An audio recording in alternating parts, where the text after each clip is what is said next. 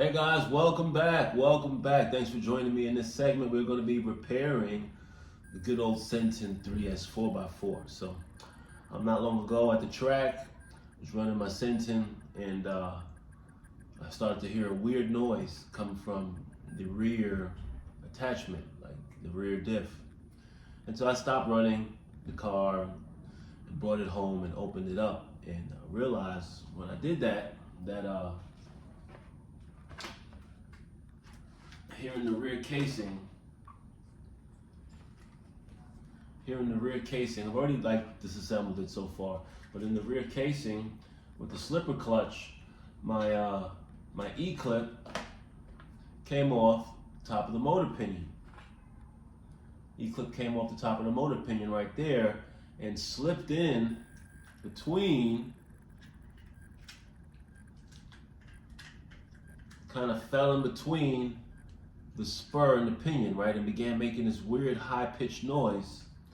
And so quickly took it apart and I looked at the teeth on the spur gear. So I noticed that they were kind of like chewed up from the E-clip running revolutions going up against the pinion and being lodged in the teeth of the spur gear. And so it actually degraded some of the teeth of the spur gear. Now, not so much so that it's a terrible, dulled teeth, but like there's certain little chunks of, the material torn out here. I don't know if you can see. I'm trying to get you guys to see. Yeah, you can kind of see those little shiny parts. That's where, teeth were, that little E-clip was caught. And so it's like, it's made these little holes there somewhat. So I know that's not too good for your spur gear to be having that.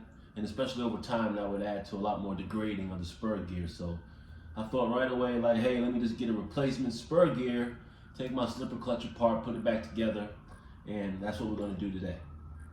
So the replacement spur gear I've got is by Hot Racing. So let's take this guy out, let's get this guy open.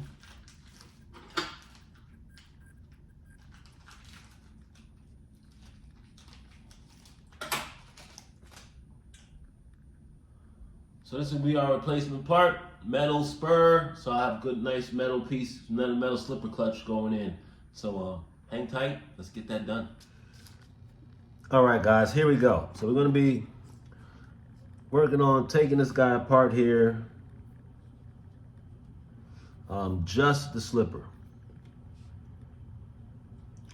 So let's disassemble that. We're gonna put this, I've also got to get another E-clip. So hopefully that doesn't happen again and this motor pinion stays on.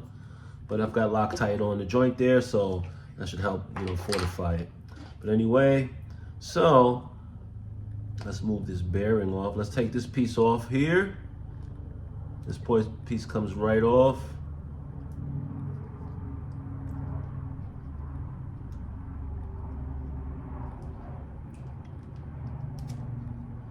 There we have it. Put that aside. Move these bearings off. So looking inside. All right, so we've got a nice little screw. We've got to unscrew in here. So my guess for this particular job, we're gonna probably need a 2mm and a 1.5mm hex. So that's 2.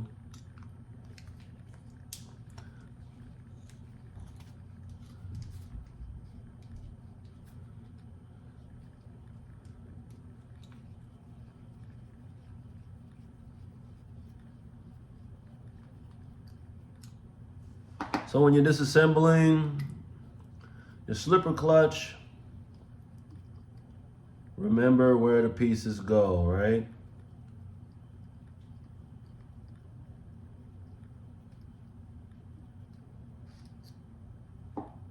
Remember everything you're seeing here. So this is, we don't want to take these pieces off here, but let's take a look at what that is. That is the flat bearing in between 2 grooved washers. So make sure we don't lose that. Brush off any debris you have on the screw. Let's place that right to the side. Do not lose that piece. So you'll notice right away the slipper comes right off. And then we have our slipper pad piece here. So these fits inside the grooves of the slipper. If you haven't noticed here, right? These got grooves. And so when we're taking it out, we just pop that disc right out of those grooves. This part 2. Then we can take the spur off. Now the spur comes with a bearing in the middle. So we're going to keep this piece here all together. We don't need to mess with the pads or any other things such like that, right? So we just want to keep that steady. So let's place this down like so, because all we're going to be doing is switching out the spur.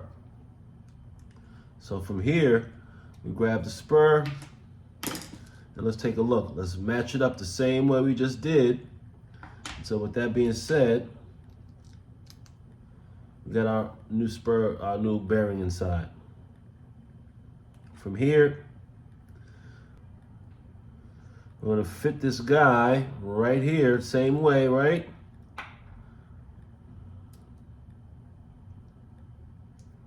Let's take this piece apart.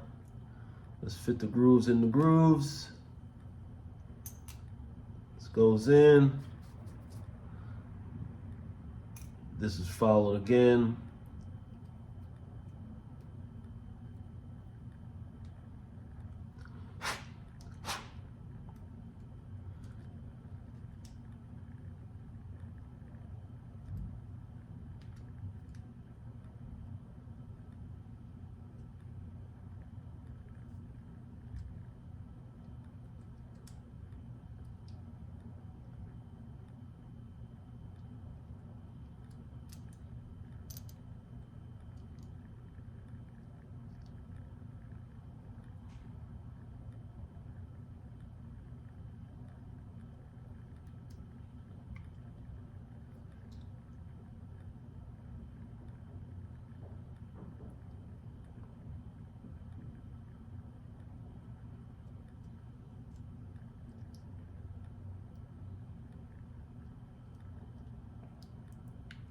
So this is my first time really assembling or disassembling and reassembling the slipper. I wanted to kind of stay away from this job until I really needed to do it. Well, today is that day, I guess, right?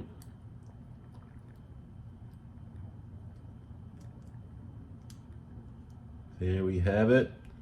And so from here, I'm just gonna get this piece right back flush against that. So now we've got our slipper put back together. The screw goes right back in. So we know, based off the sheet, it says it's 1.5 turns away from being tight. So we're going to tighten it up.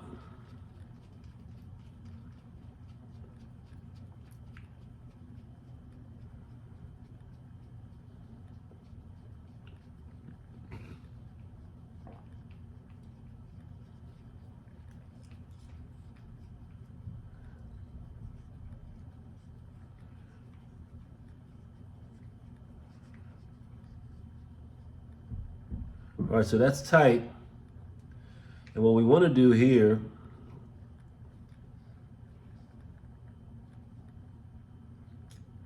so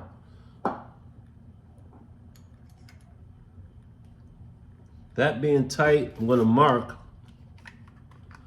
my screwdriver, my hex driver. That way we know where tight is.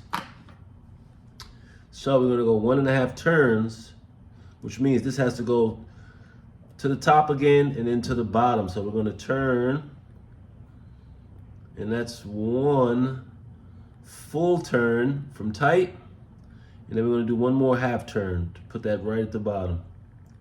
So the half turn takes it to the bottom that way. So that's 1.5 turns from tight.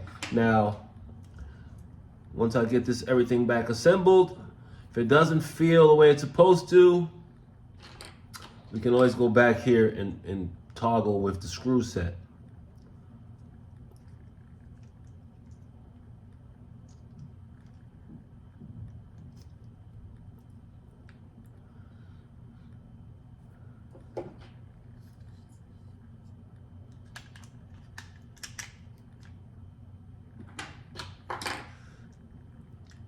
All right, so we've got everything reassembled. This is a quick job.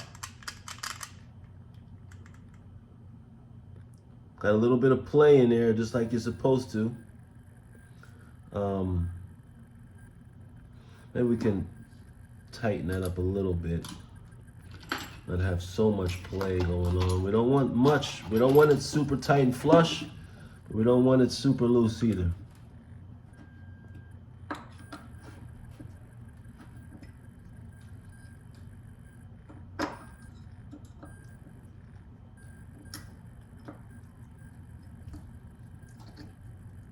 So that's super tight. We don't want it super tight.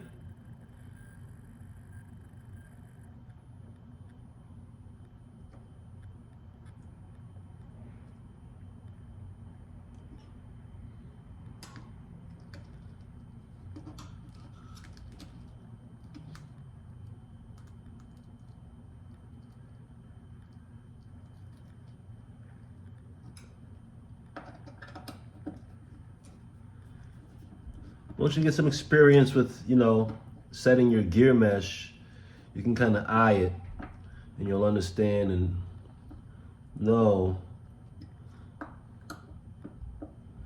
The one thing I didn't do was put Loctite here on the screws into the motor, which is fine. I think it'll be a-okay if I didn't do it. That mesh looks good. If it's still a little bit too high pitch, then we can go back in, like I said before, and readjust everything. So Spur gear switched out. Next thing that we're gonna do is get this rehoused back into the chassis of the Senton, and we won't know everything until we turn it on and hook it back up to the ESC and so forth. So stay tuned. So we're gonna, since it's assembled already, we're gonna get this back on, this cap, get the screws placed back in.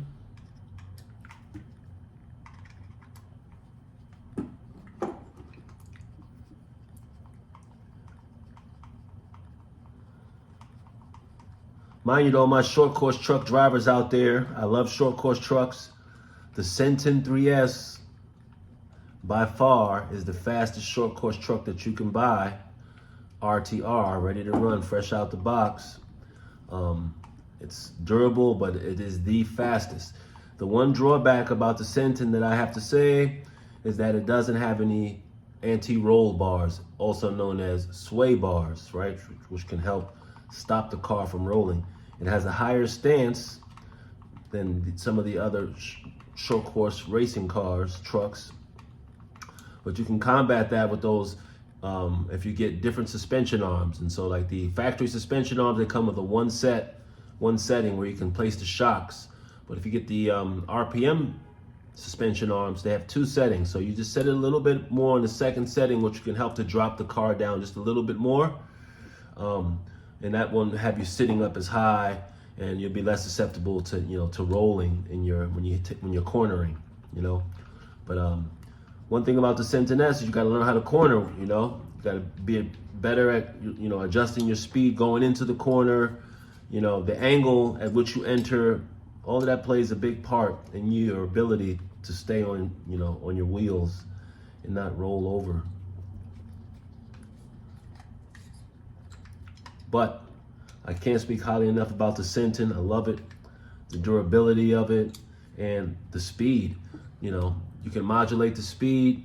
All you got to do is change your punch setting on the BLX speed control. I have a punch setting set at 4, which gives me good power. So usually when I'm out at the track with my Senton, I'm going up against 4S Truggies, the 4S Talion, 4 to 6S Talion by Arma. I'm going up against the Kyosho buggies that are running on 4S, and my Senton is able to handle. They do have wider bases, those Truggies, so their balance is a little bit better. But I can handle and hang tight with the guys, and I'm running mine on 3S, mind you, and I'm still able to hang tight and win some of the races. And if not, I'm placing in those top finishers. And so Senton is the way to go. Maybe Arma can make a set of sway bars, or figure out how to put some sway bars on that rig there. But Senton's rig is awesome. Hang tight. We're gonna get this guy installed back again and get this baby cut back on for you all. All right, here we go. We're back. So, got to get this guy back attached through here. Not hard at all to do. You'll notice that they've got little slots, some slots here and some slots here, right? And that lines up with these little pieces here and here. You can see the shape of these pieces right here, like little trapezoids. So you just fit them in because they have these little slots for them to slide right in. So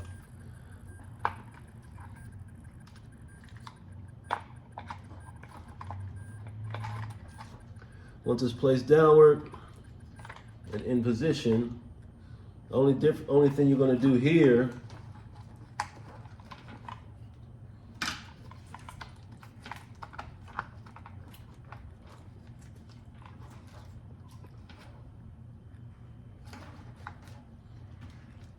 is push and pull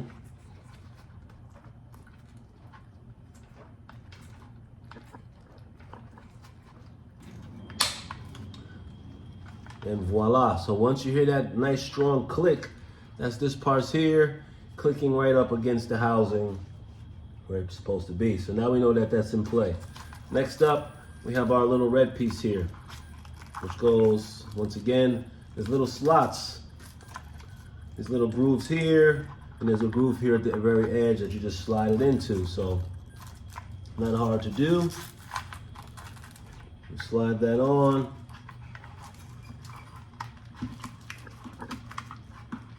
Now what happens is that, you know, running your Senton outdoors and in the dirt and such, you get a lot of like caked on dirt, sand, which gets caught in the grooves, and then it makes it pretty difficult to kind of slide these things out. So that's why I always suggest, you know, cleaning off your Senton and all of that after you use it, keeping it fresh, keeping it clean.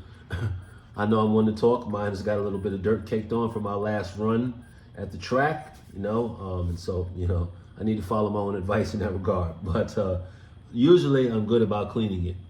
But yeah, I neglected it this one time, and I'm actually seeing where the dirt's caked on. So, you know, after I get this done, I'm definitely going to wash it up and, you know, get that stuff cleaned, and that way it'll be look good too. Right at the bottom, screw that little red piece back in. That's not hard at all to do. Just get your 2.5 milli. That's set, ready to rock and roll. Now all we have left to do is get a battery for ourselves, but we want to connect our leads, and we're going to do a basic connection. Right? We don't have to connect everything all at once, but we just want to kind of get things connected so we can see and listen to see what happens with the motor.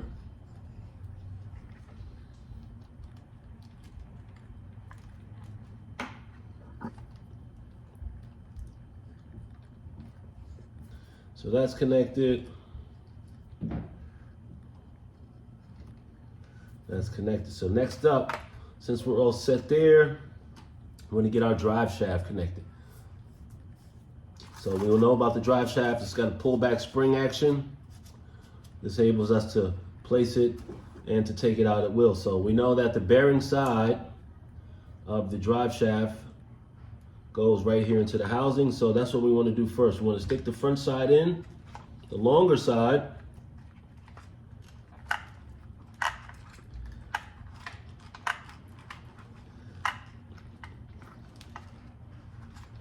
And we're going to pull back the shaft of the drive shaft until we can sit the bearing inside of the housing. And that should snap right into place like so. Pretty easy. It's not rocket science. So everything is rocking and rolling. Pretty loud. That's that new metal on metal gear. And next up, hang tight, I'm gonna get us a battery so we can check it out and listen to it. So we're back, got a battery. My Genzace 5200 milliamp 35C. We're just doing this for power purposes, so let's get the transmitter turned on. All right, we're set for Senton, and we got power. So now we just want to test to see.